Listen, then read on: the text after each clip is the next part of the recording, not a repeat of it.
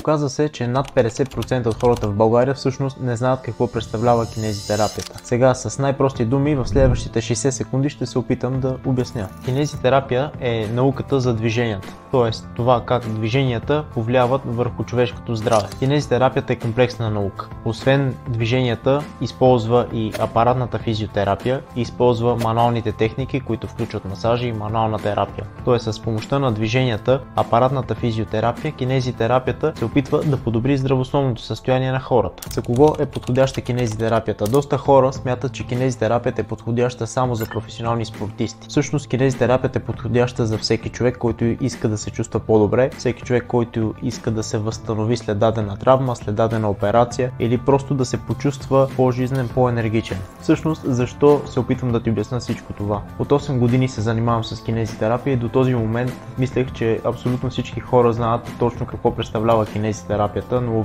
оказа се, че доста хора не могат да направят дори разлика между кинезитерапия, масаж и физиотерапия. За повечето хора това е едно и също нещо. Нашата мисия като кинезитерапевти е не само да помагаме на хората, но и да ги запознаем с това какво е полезно за тях. А как да ги запознаем, ако те самите не знаят какво представлява кинезитерапията? Отделете време за здравето си сега, за да имате време за всичко останало по-късно.